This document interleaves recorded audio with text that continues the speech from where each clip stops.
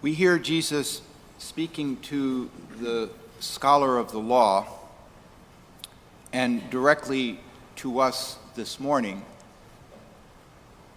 this commandment of loving God with all your heart, with all your mind, with all your soul, and to love your neighbor as yourself. And oftentimes, probably because we are Christians, we attribute these lines to Jesus himself, as if he sort of made them up. Jesus actually was quoting his tradition of the way Jesus and his people were to honor God by loving God with all their heart, with all their soul, with all their mind, and also to love their neighbor as themselves. It's a timeless truth that God has been working to reveal to the human race, first through the chosen people of Israel, then through Jesus, and now through the church. And only recently had I actually grasped the real truth of the matter by cheating at cards. You see, I love to play Crazy 8. And it's a game I play with some guys on a regular basis. And if you're not aware of the game of Crazy 8, the object is, for each match, is you throw down cards on a pile, and you throw down the card which matches the card that's already there. So if on the pile there's a heart, you throw down another heart. And if it happens to be a 5 of heart, you can change the suit by throwing down a 5 of spade. So you have to match the card either by number or suit, and to go out, to get rid of all your cards.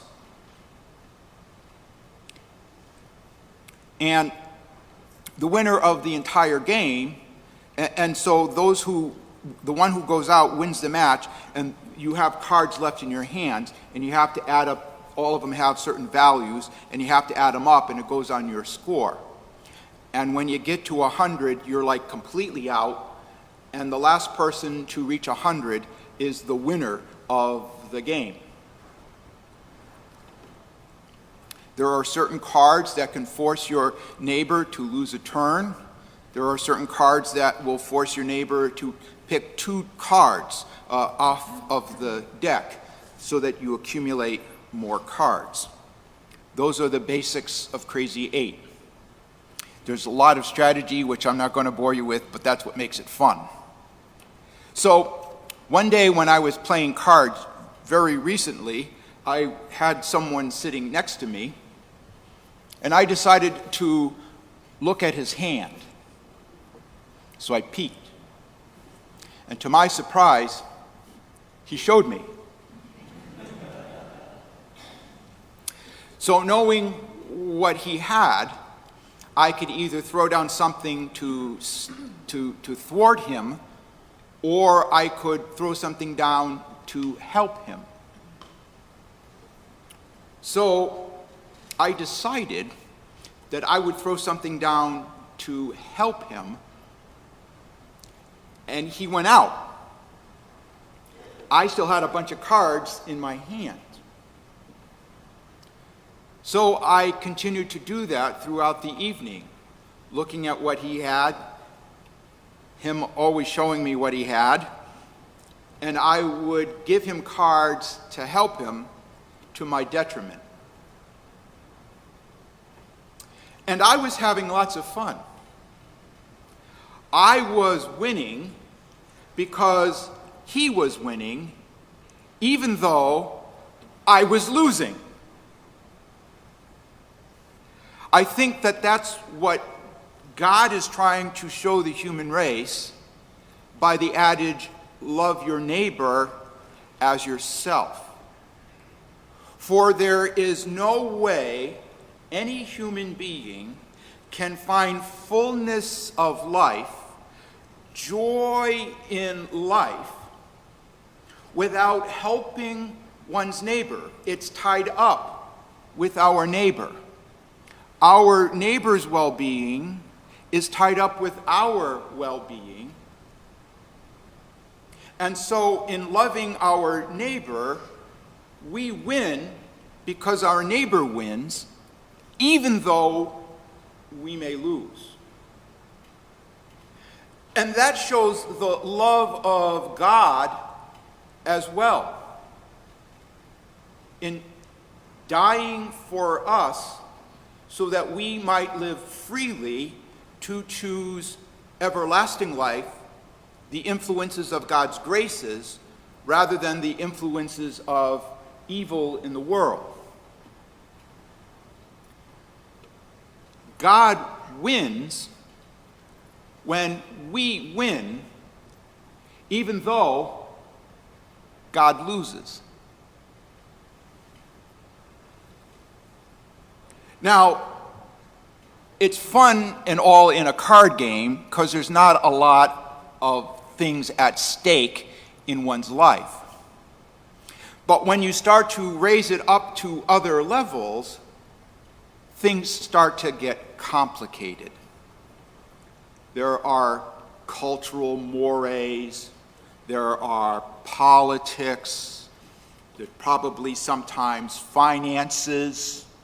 There's all kinds of human realities that kind of make it more complicated. But the truth of the matter still remains. Our neighbor we win when our neighbor wins, even though we may lose. This applies to geopolitical realities, to national realities, to local realities, even to family realities. We know this as human beings, and we see this especially in times of tragedy. How those who have been victimized, we try to help, and we kind of win when they win, even though we may lose. That's because there's something like deep down inside us, because that's the way God designed us. It's something down inside us that's true to who we are as human beings. And God, from the beginning of creation, has been trying to make that a reality all of the time. Not just in times of tragedy or loss.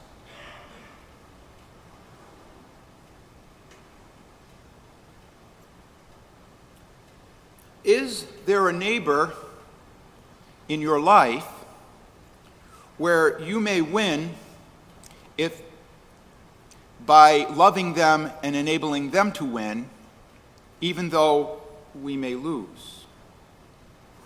Consider even our parish reality of Woodbury and Bethlehem. We are neighbors. God calls us, united in Christ, united in the Eucharist, to live as neighbors. We win when our neighbor wins, even though we may lose. It's the truth that God tries to show us all the time.